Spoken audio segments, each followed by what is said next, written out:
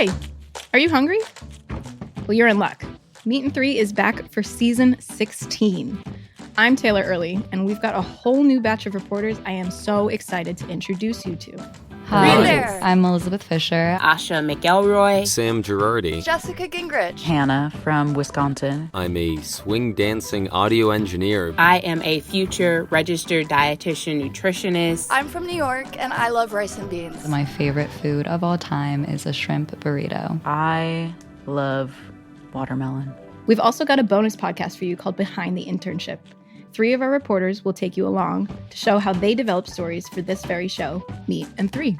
Hi, I'm Danielle Flitter, a plant-based chef from Philadelphia, living in Mexico City. I'm Sophia Hooper. I'm a bartender based in Portland, Maine. My name is Addison Austin Liu. I am a chef and food journalist from Salt Lake City, Utah, and my favorite food is Peruvian. Rice and beans. Hand-drawn noodle soup. So tune in to enjoy a square meal for your ears. And I hope you saved a little room for dessert. Enjoy food the way nature intended. Alaska Seafood, wild, natural, and sustainable. For more information, visit wildalaskaseafood.com. I'm HRN's Executive Director, Katie Mosman-Wadler, jumping in to tell you about this week's episode of Meat and Three, Heritage Radio Network's weekly food roundup. This week, we're introducing you to some amazing women taking a stand. So often, being sexually harassed feels like a loss of control.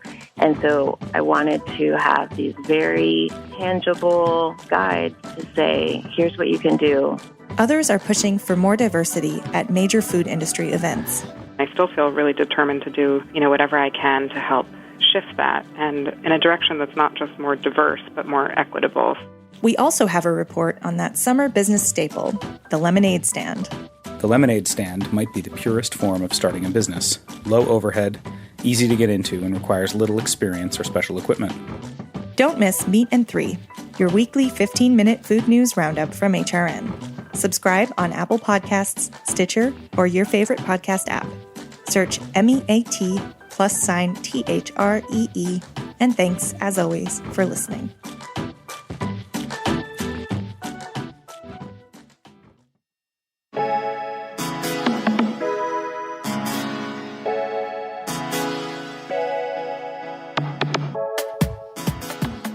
Welcome to The Line here on Heritage Radio. I'm your host, Eli Sussman. Today, my guest is Nick Curtola. Nick is originally from the San Francisco Bay Area. He's cooked at Camino in Oakland. After a year of cooking in Italy, he came back to the United States, and he has worked in Brooklyn at Franny's, Glady's, Roman's, and he's also cooked overseas in London, Amsterdam, and Copenhagen, so he gets around. In 2015, Curtola was selected as the executive chef at the Four Horsemen, a 37-seat restaurant located in Williamsburg. It's allowed Nick to showcase the type of food he wants to cook with strong flavor influences from the Mediterranean and Asia, but he just cooks whatever he wants without easy categorization of the plates that are on the menu. The restaurant has received extensive praise for both his cooking and its focus on natural wine. Nick, welcome to the show. Thanks for having me. So before we get on to Four Horsemen, I want to start at the way beginning.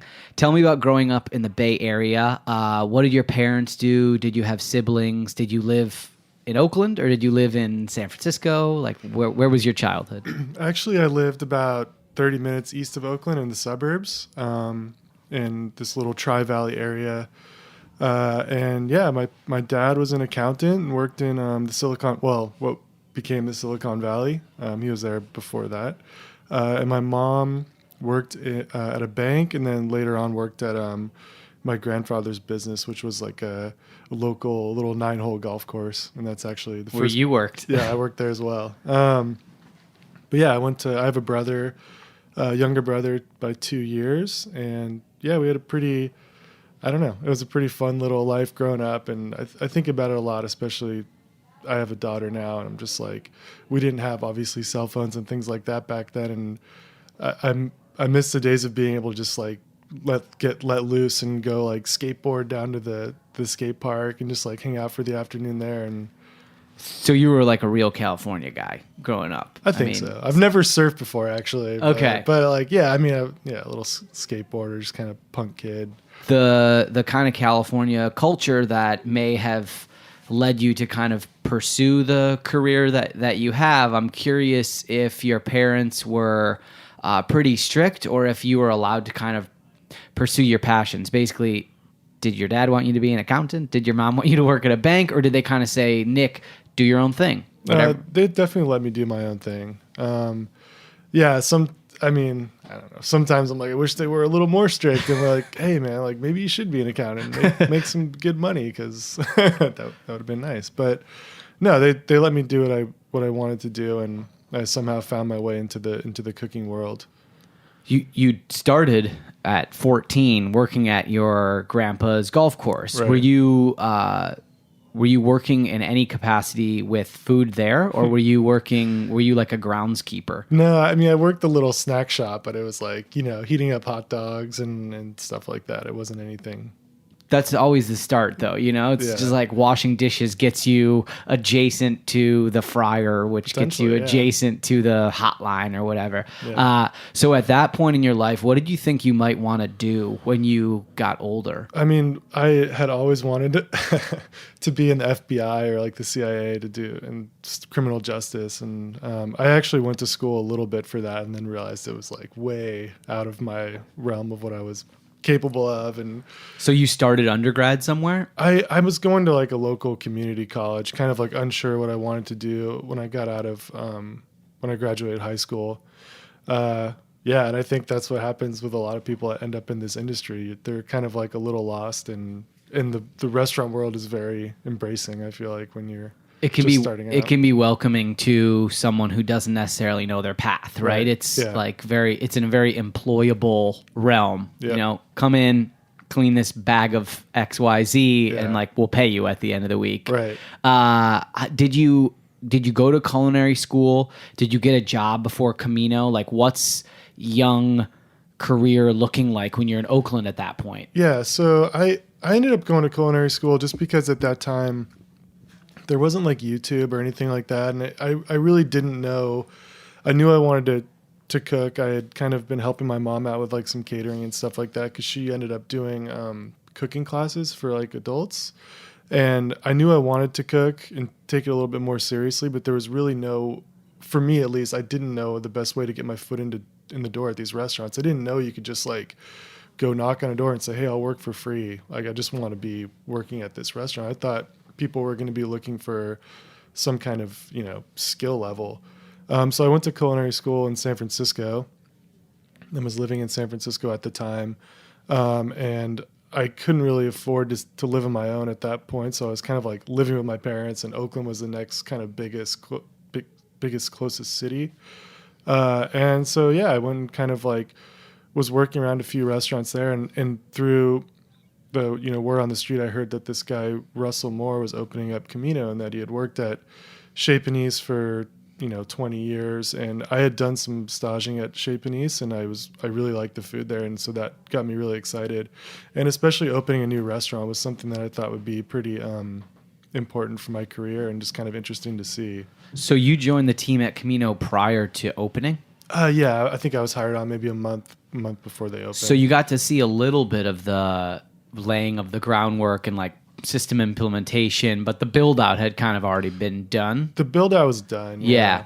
So for those that don't know, what kind of cuisine did Camino do, and did that reflect at the time what was happening in the Bay Area, or was it a deviation? I think most people know what happened at Chez Panisse, but was it in that realm, or was it doing something totally different? No, it was definitely in that realm. I think Russ was the chef of the cafe, which is upstairs at Chez Panisse, and that food was kind of a little more playful, a little, it was an a la carte menu, not the set menu that they do downstairs.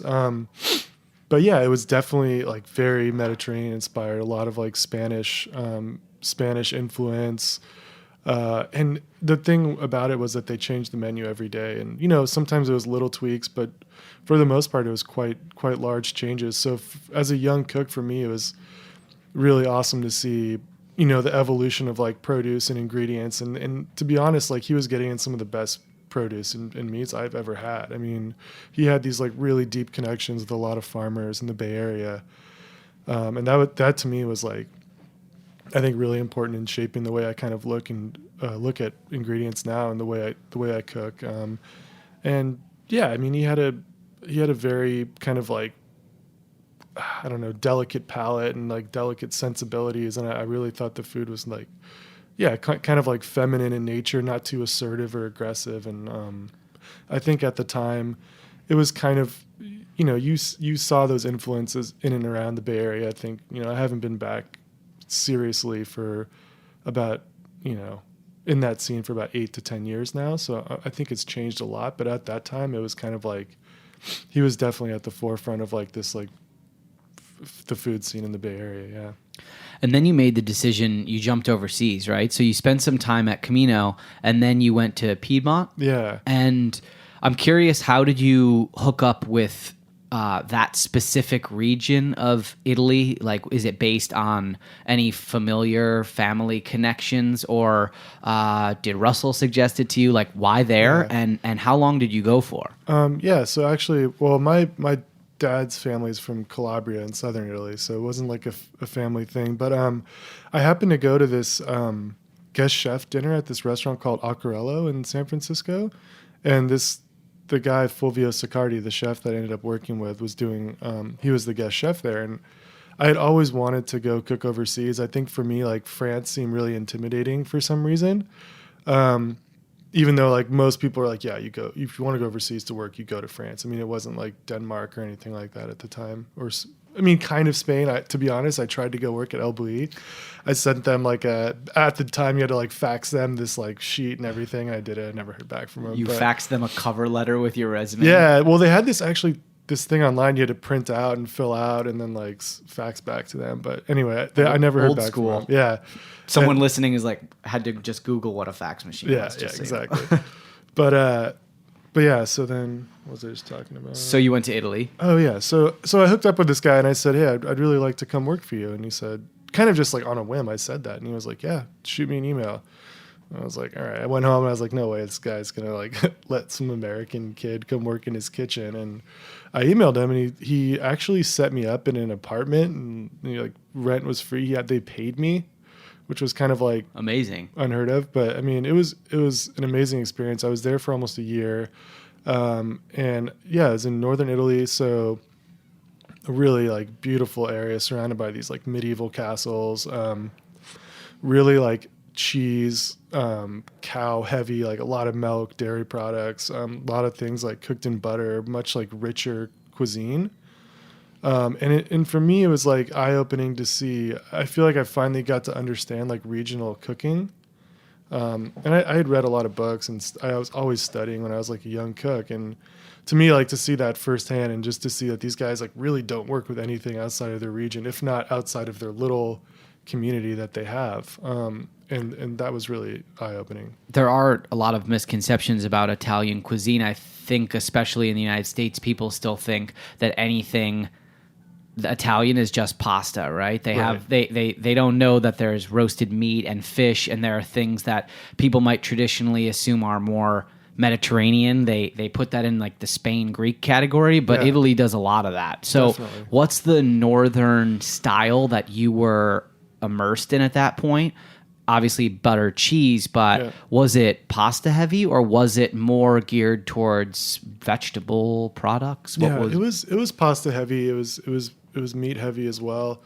But yeah, a lot of pastas. I mean, like a lot of like the tagliatelle, the agnolotti, the gnocchi, like classic, like really fresh potato dumpling style gnocchi with like fonduta cheese sauce and carne cruda, like a lot of like raw meats and stuff like that, and pretty heavy in the charcuterie. I think all over Italy there's a lot of like salumi and stuff like that.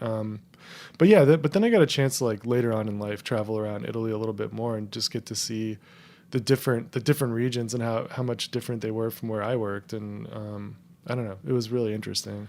Did you find that every day there was, sometimes when you're in the moment you don't really think of it, but how much technique were you picking up that you had never experienced before? Were you Was it a huge learning curve, or did you come in and say, well, I'm technically sound and now I'm just learning new kind of recipes and flavor profiles? Right. Yeah, it was a huge learning curve for me. I was learning new things every day. I mean, the hardest thing was the language barrier.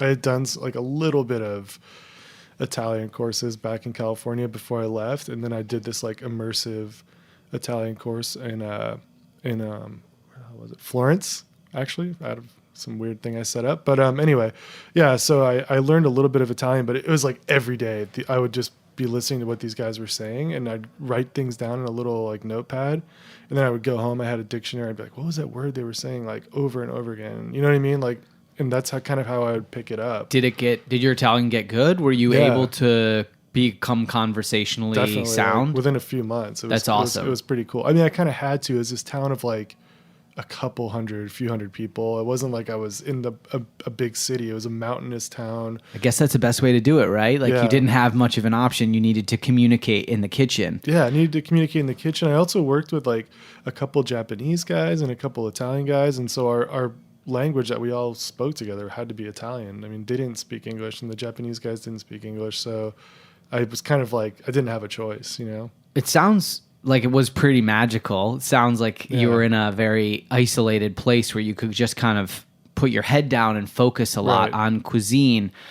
When you decided to come back to the United States, you joined the team at Franny's immediately, or did you work somewhere else first? I'm trying to think. I think when I first got to New York, I started working at Franny's. Coincidental, or did you seek that out based on your Italian experience? I don't remember how I ended up there, but I remember going to eat there and just thinking like, I need to work at this place. Like it was. And why do you say that? I mean, that's a lot of people say that about Franny's. It has something, right? It had that in sort of intrinsic value to it that's hard to define. But if you can, like, what made Franny's special to you as a cook in the kitchen? I think for me, I could just tell they were using like I just come off of like working at Camino and then also in Italy where we were using amazing products. And I could tell, you could taste that they were using really amazing products at Franny's, but it was so solid. Like everything was perfectly seasoned, like high acid, high fat, high salt. Kind of just like riding the line right there that it was like super craveable food. And I just looked back in the kitchen, everybody was kind of having fun, but it seemed like a very serious kitchen. And I wanted to, at Camino, I worked with a lot of wood burning fire, and they had the wood burning oven there. I wanted to make pizzas. I think the room, I just remember that the old Franny's like always smelled kind of like smoky, and from the wood burning oven, it just had like it had a very beautiful vibe, you know?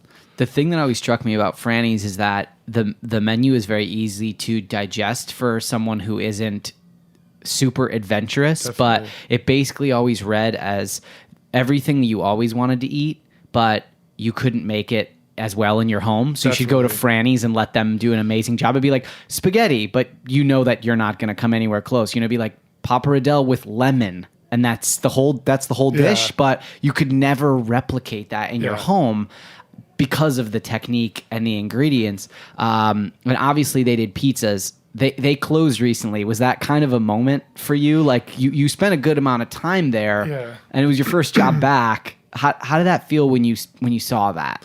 I mean, it was kind of sad. I mean, I think John and Danny, both the guys I had worked for there, had already left. So for me, it was kind of like, I mean, it didn't feel like my old Franny's that I worked in, but it was definitely sad because it was a neighborhood gem for sure. Not even just a neighborhood gem. Like I was over in Europe doing some stages and stuff like that, and there were all these like other cooks, these really young cooks that were like, because I went and did this when I was like 31 or 32. And there were all these young cooks that had staged at all these like really amazing restaurants, and I was like, oh god. So they came around to me and like, where did you work? And I was like, oh, I worked at Franny's, and the chef like just stopped and was like, that's one of my favorite restaurants in the world. It's incredible. And it was just kind of like, all right, this place is on the radar of like an international dining scene, you know? Yeah, I mean, you can't necessarily really eat at a place like Noma every single night, but you can eat at Franny's. Yep. You go there 7 nights a week, and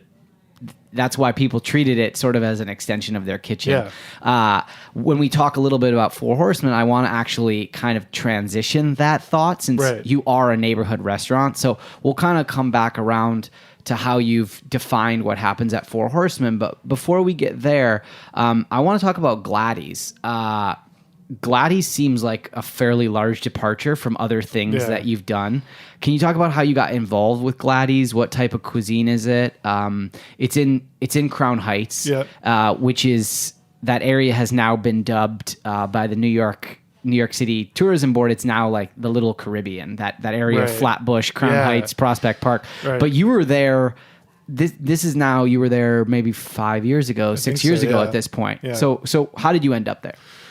So actually I worked with this, one of my fellow cooks at Franny's, this guy, Chris Austin. I worked with him, and he had along the way met this guy, Mike Jacober, who I think also worked at Franny's way before we did. And Mike was opening up this restaurant on Franklin Avenue in Crown Heights, and Chris was going to be his opening chef. And Chris asked me to be the co-chef there, and that's kind of how I got hooked up with the project.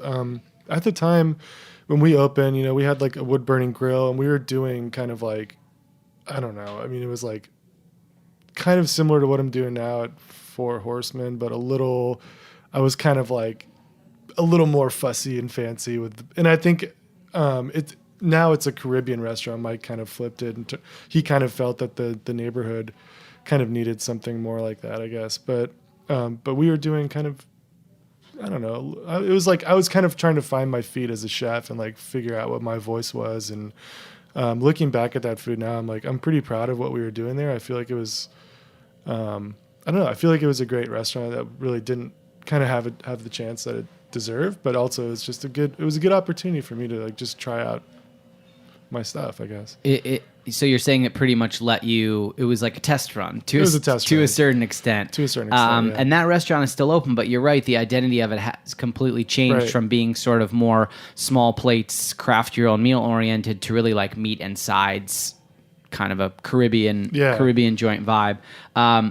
Based on what we've been talking about, Franny's, Romans, which we didn't actually touch on, Glady's, and everything you've done overseas, I'm curious, do you think one of those jobs was the most important job that you held pre Four Horsemen? Does one really jump out at you and you say, I took the most away from this job?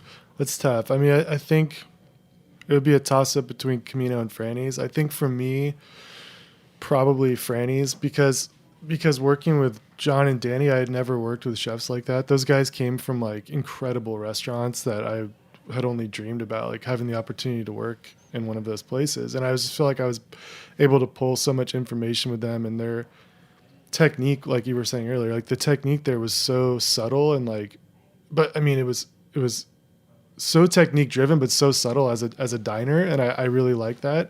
But it also taught me a lot about just like New York produce, and like they taught me a lot about purveyors. They also like taught me a lot about like consistency, and just kind of like they had so many amazing systems in place to just put out this like consistently delicious food that I like really did not take for granted. I just like soaked that up and was like, that's what makes this restaurant successful. They're super busy. We were doing like hundreds of covers out of this little restaurant, always a line out the door. And like, we never served like a bad dish there. I feel like everything was just like so on point and solid and consistent. And when you talk about systems and consistency, elaborate on that a little bit for those that work or don't work in a kitchen, if you can just dial that in a little bit more. Are you talking about, prep team has a recipe that's down to the gram and the pickup is using a timer and you are trained on it? Like, I guess, how do you put out 200 perfect plates of pasta every single night? It's one of the hardest things to do in a kitchen, right? Like getting pasta timing down. Anyone could cook one plate of pasta, right? But cooking multiple at the same time, different pasta shapes, different boil times. What kind of systems were in place to execute that high level without people realizing that it was actually so technically complex? Right. It still tasted like a human cooked it. Yeah. So, I mean, it's like portioning down to the gram, like you were saying, recipes, just like you want to try to eliminate user error as much as possible, but still make the food, kind of taste delicious. But yeah, I mean, portioning things was a huge part of it. Like working that pasta station, you had 4 timers, you know what I mean? Like, 'cause you're right. Every pasta had a different cook time. And it was just a lot of kind of like recipe testing and development and just like solid training. The chefs work the service every night, so they were constantly on top of your mise en place and tasting your food. I think that's really important.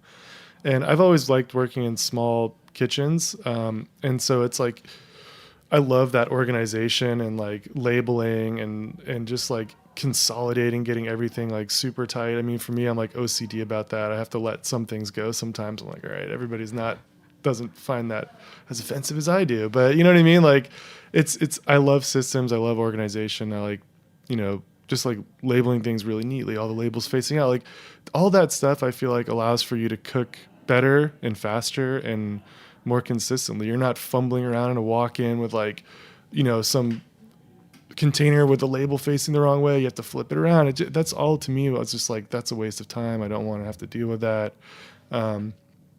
And maybe it's like OCD, but I feel like for me, it allows me to do so much more. And I think just going to the Four Horsemen now and taking what I learned from Franny's, I'm always surprised at what we're able to put out of that kitchen, because it's very small and we don't have a lot of space. Very tiny. And sometimes I look at the menu, I'm like, oh my God, how do we have like 20 dishes on the menu right now? You know what I mean? And it's because, I work with a really great team and we have great systems in place, and we're able to just kind of like stay organized and on top of it.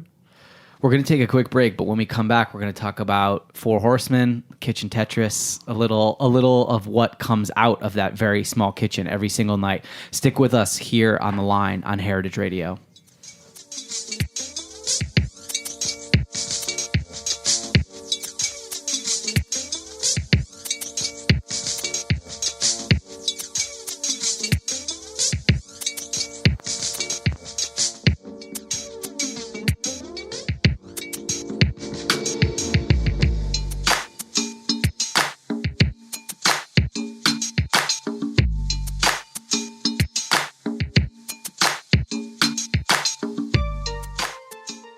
Think about what it takes to swim a coastline longer than the entire eastern seaboard and leap tall waterfalls in a single bound.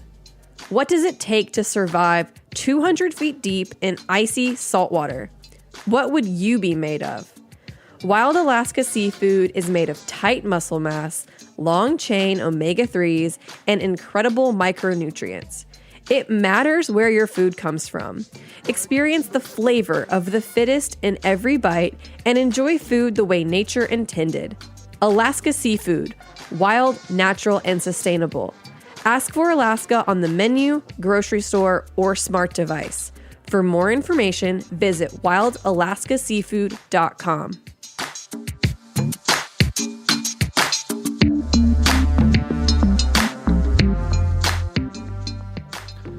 Welcome back to The Line here on Heritage Radio. I'm your host, Eli Sussman, and today my guest is Nick Curtola. He's the chef of Four Horsemen in Williamsburg. Previously, he has cooked at Franny's, Glady's, Roman's in Italy, and at Camino in Oakland. I want to ask about how the Four Horsemen job came to be.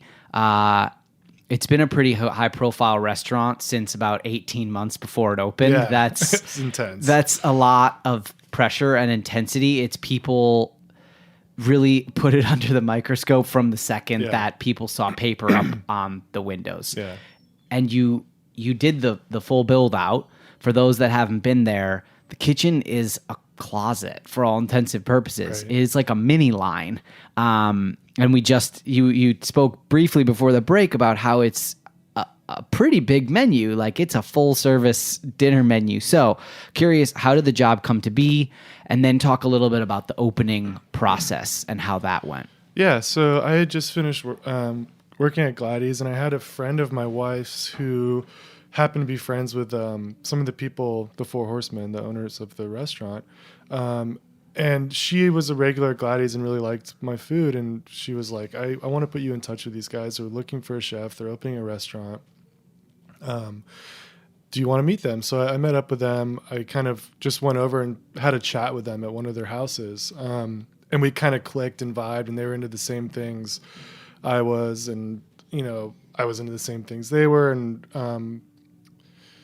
so they took me over to see the space, and it was like, I was like, oh, you're really far out from having a restaurant. Like it used to be a vegan fast food place, and it was pretty bad looking inside. But anyway, from there I did a couple test dinners for them for some friends. Yeah. And you talk about like high profile, like one of the test dinners I did, like David Chang was there, and there were some people from Bon Appetit, and I was just like, okay, this is like serious. You know what I mean? They brought out the big guns for the test dinner. Yeah, I was like, all right, that's already a lot of pressure just on that first meal. Right. So I ended up getting the job, and it was great because I got to work with them, and completely design and build out the whole kitchen, have some input on the dining room, and just kind of like the vibe of the space, what kind of like what we were going for. And I just really kind of feel like I understood what they wanted, and I feel like it really kind of like struck a nerve with me, and it was something that I felt like I was like ready to do. And so they were really far away from being open, and you're very OCD. The owners are extremely precise in the way they wanted the dining room. How long did that process take from when you did the dinners to when you did, friends and family or first night of service? Right. So it was over a year. I think I met up with them in February or March, did a couple dinners, and we didn't open until June of the following year, which was actually 3 years ago this week. Oh, nice. Yeah. Awesome. Yeah. We did our first kind of like friends and family test dinner June 1st of 2015. And the kitchen is it's all electric. There's no gas. There's no wood. You came from a place that was kind of wood heavy, a lot of oven stuff. Are you using? I'm curious. How do you work with those constraints? Is it actually freeing, or is it sometimes troubling for you? I think a little bit of both. I think so. I do actually have a Binchotan grill back there that we use, and we have two of them that we can break out if we want. It's kind of cool because like I have. And sorry, is that over charcoal? What is that? Yeah, charcoal. Okay. Yeah. It's like a little Japanese Conroe grill, and yeah. So to me, it's sometimes really annoying, but a lot of times it's kind of fun because we change the menu a lot, and we also do lunch, and the lunch menu changes every week. So it kind of allows us to like, nothing's just kind of like set in stone. I can kind of like slide the stove over if I need to, like put in a deep fryer, take out the deep fryer, set up another grill. And that to me, I kind of like, it's kind of like compartmentalized. And I like that. The electric thing for me, we didn't want to install gas because it would have been like this whole buildings code thing that we would have had to like refile for, and it would have just prolonged the process even more. So we went with electric, and I mean, I like induction. It's very powerful. Like it's very common in European kitchens. Super easy to clean. You know what I mean? You're not trying to deep clean these little like cast iron stove wipe grates. down the top. Yeah, pretty much. Yeah. I mean, it's great. And it's given us a little bit of fuss, but I mean, so do gas burners. So yeah. Do you find that some of what you do in the restaurant, you think to yourself, I'm not going to actually do that because it would be the type of thing that I would only do over live fire? Or do you not really think about dish conceptualization that way? Do you think of components and then say, how am I going to execute it? Or do you ever put things on the chopping block because the kitchen's not right for it?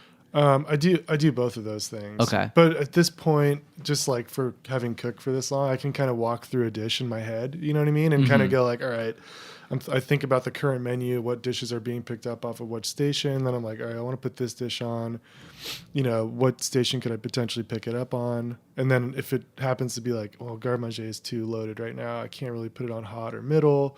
Maybe it's time to like rethink the dish or just take something else off if we really like the dish to get it on. We have to like play around a lot because of space.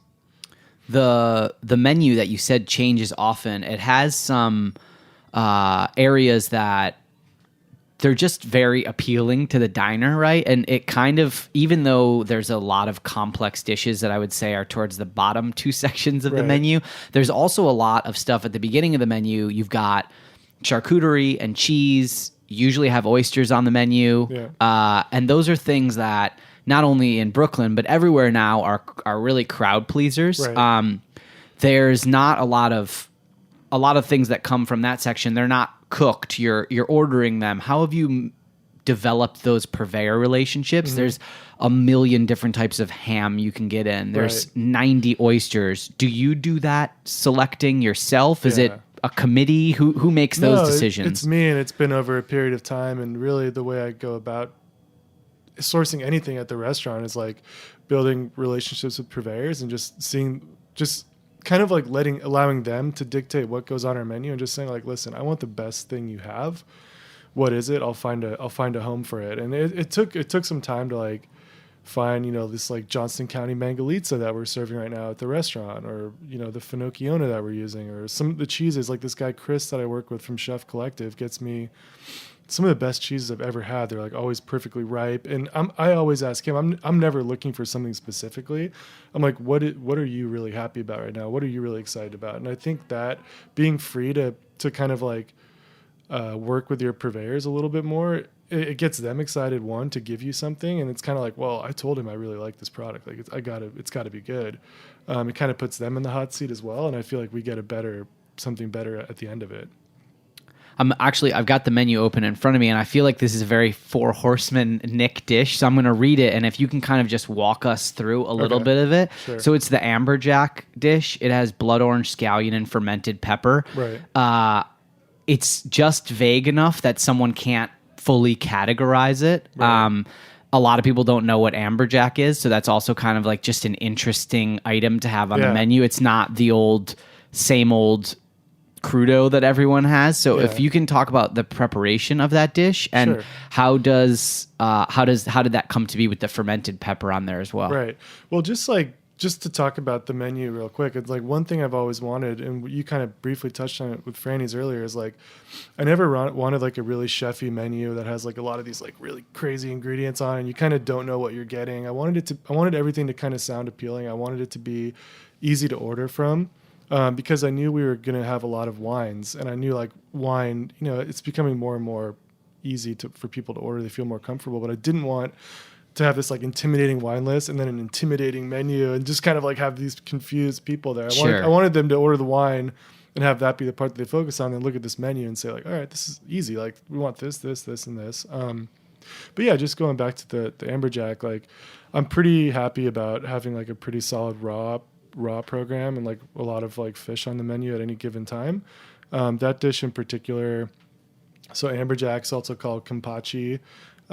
It's a really, really fatty, oily white fish that has like, we do a light cure on it, 4-to-1 salt, sugar. Sometimes we'll put some like herbs and spices in there. Like we used to do like fennel and chamomile, kind of dried and toasted and put in the cure as well, just to give it a little subtle flavor. But we cure it for about 30 minutes or so, just depending on the size. Sometimes it's less, but then rinse it, kind of let it air dry and get like a little pellicle. And then, we juice blood oranges. Let me see. The fermented pepper started. We had some peppers from last year that I did, some long hot peppers, some manzanilla peppers, and a few other types of hot peppers that were around at the end of summer. We had fermented them in like a 2% salt solution and still had them left over. So we just made a paste out of them and like brushed the fish with it. But yeah, we torched the skin to order.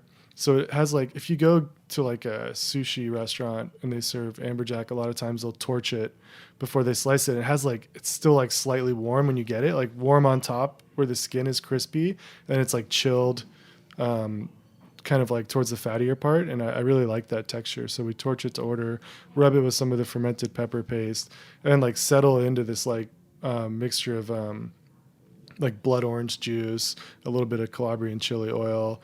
And there's just like a lot of scallions and sesame seeds on top of there as well. So you get like some nutty, slightly bitterness from the sesame seeds and like bright crunchiness from the scallions and that like allium element to balance out like the sweetness from the blood orange. And there's also like some lemon on there too, because blood orange on its own isn't very acidic.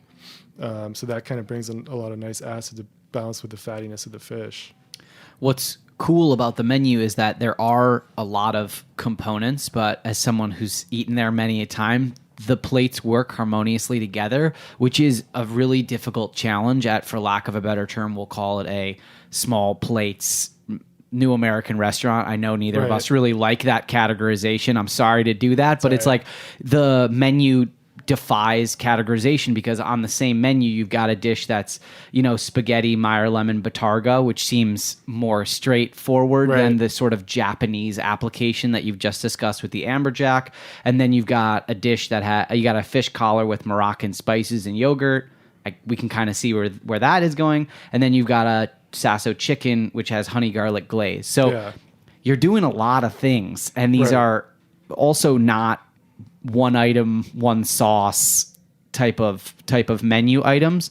How do you keep everything harmonious? It's like a really impossible skill sometimes for chefs to self-edit and also self-edit the menu. So how do you go through that process? It's tough. Like, a lot of the flavors I use they kind of don't peak too high as far as like incredibly spicy or like super bright and acidic. I like to have a pretty, like, I know those things, a lot of them sound kind of different, but I feel like when you get them, they're pretty well balanced. And I was eating out a lot before I opened the Four Horsemen. I went to a few places that I just felt like the food was really solid, but a lot of things I just kept getting like the same flavors kind of in a few dishes. And I really wanted the food at the Four Horsemen to be kind of like, I don't know, just a little bit different. Every plate's a little bit different experience, but doesn't stray too far in one direction that it kind of like stands out or ruins the meal. Like, a lot of those dishes could stand side by side with one another and kind of work, even though on paper maybe it seems kind of strange. I also like to pull certain techniques or like sauces or that glaze, for example, and like just use it maybe like a little bit more sparingly, just as like a kind of like a flavor pop. But yeah, it's tough to balance out. And the food at the Four Horsemen is like, a long time ago, I kind of read something I think someone like David Kinch said about, once you become a chef and you start working for a longer period of time, you start to realize like it's not about what you put on the plate, it's what you're able to take off. And I really think about that at Four Horsemen, about like, does this dish actually need this? Does it need that? And once you start doing that, what's left on the plate just has to be perfect or very well balanced or, very well seasoned, or else it totally misses the mark. And I think we really ride a fine line at the Four Horsemen with that style of cooking. How do you approach food costing? So you use a lot of high-end ingredients. It's a very cheese, meat, fish heavy menu. You've got a lot of raw applications. All of those items carry a high price tag. I correct me if I'm wrong, but you sort of have the luxury of people order a lot of wine at the restaurant. So I imagine that your check average is okay, but do you look at overall product mix and factor in beverages, or do you, just from a business standpoint, like, do you try to hit a specific food cost on each dish, or is it a menu blend? It's more of a menu blend, and like, I screw myself over a lot because I really want to work with like some of the best stuff, and especially like the seafood does not help.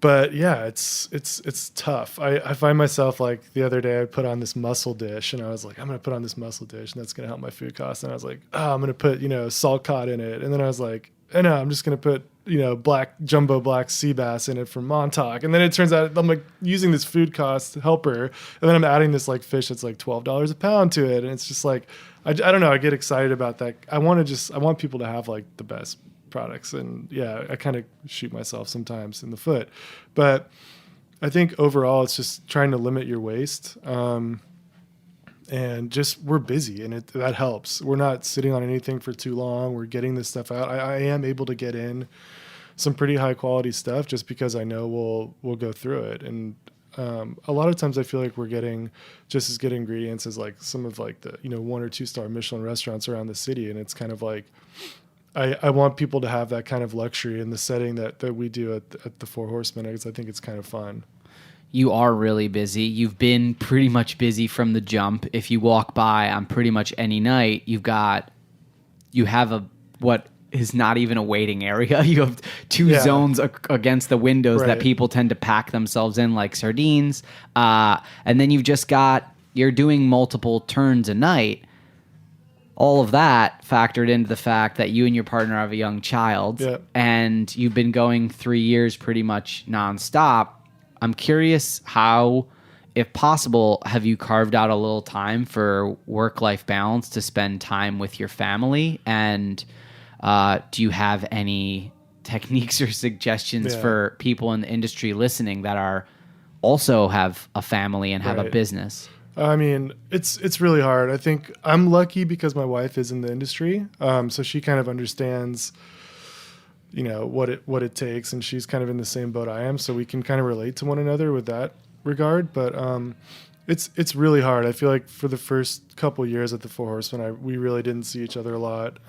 I think the biggest thing for us was kind of scheduling our days off, so we had at least one day together, which it sounds ridiculous because most people are like, yeah, we usually have like a weekend together, but for us, like just having that one day, especially with our daughter, was like really important, and we tried to make the most of it.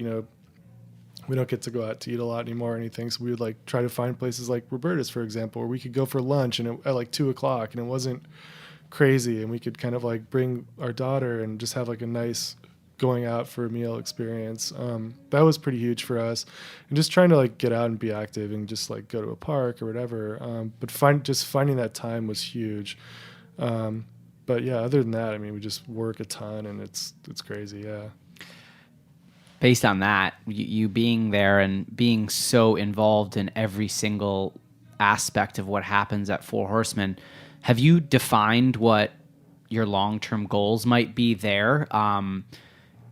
Do you feel settled in there? And, do you see yourself as being the leader of that kitchen in 10 years? Have you thought that far ahead? And if you have, what might the future look like for you? Right. I mean, I haven't thought that far ahead yet. I mean, to be honest, I've gone back and forth a lot with whether I want to open up my own restaurant or not. I'm just like, it's such a risk. I mean, as I'm sure as so many people know, it's just, sometimes I get really excited about it. I'm like, yeah, I want to open my own place. Like, I could do this, and this is going to be awesome. And then sometimes I'm just like, I'll have a meeting with our accountants, and I'll just be like, oh my God, if this was my place, like, I would have to be really on top of all of this, and it'd be much more stressful than it is now. And I'm kind of in a lucky position. But as far as at the Four Horsemen, yeah, I'm really happy. I'm settled in. I feel like we're hitting a really good stride right now. I have such a solid team that like, it's kind of unbelievable sometimes how much I like working with these people. And it's just been such a great experience to come into work every day and just be like 99% of the time, I'm just like so happy to go into work. And I haven't had that at another restaurant.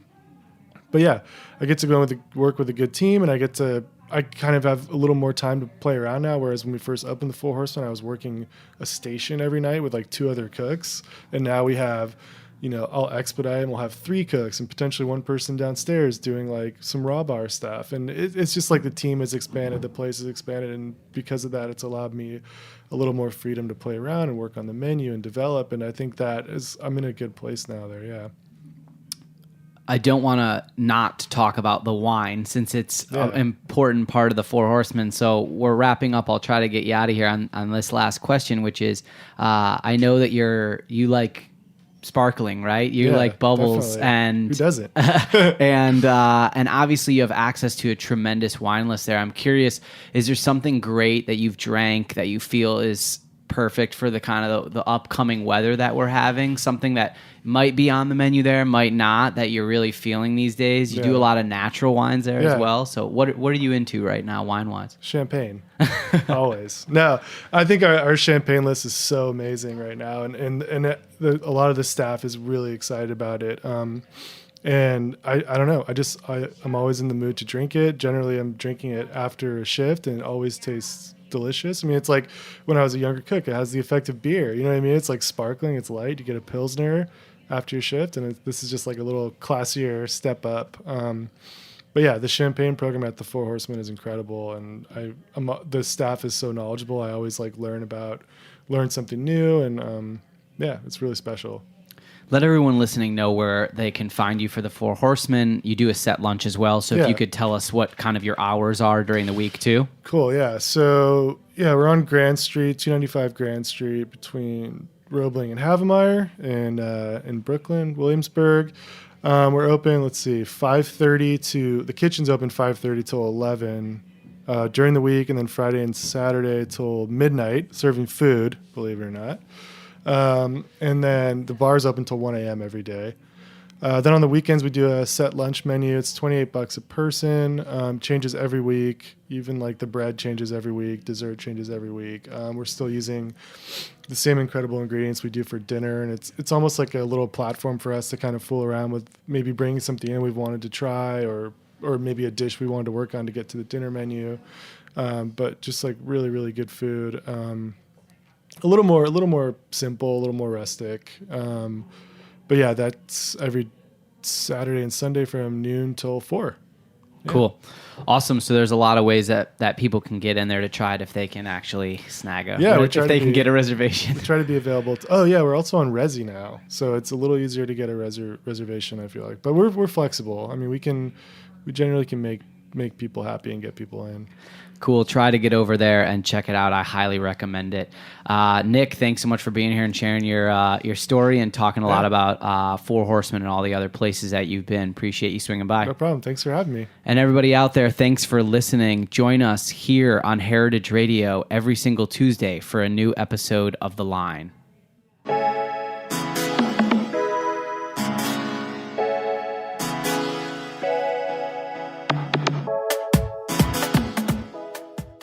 Thanks for listening to Heritage Radio Network, food radio supported by you. For our freshest content and to hear about exclusive events, subscribe to our newsletter. Enter your email at the bottom of our website, heritageradionetwork.org. Connect with us on Facebook, Instagram, and Twitter at heritage_radio. Heritage Radio Network is a nonprofit organization driving conversations to make the world a better, fairer, more delicious place.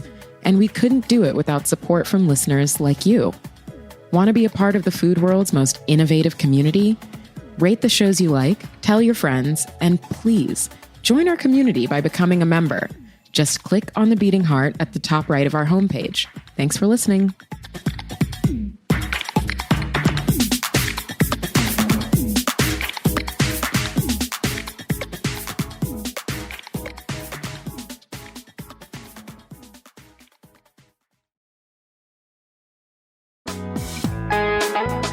Hey listeners, we're nearing the end of our 15th anniversary fundraising campaign, and we need your help to meet our goal.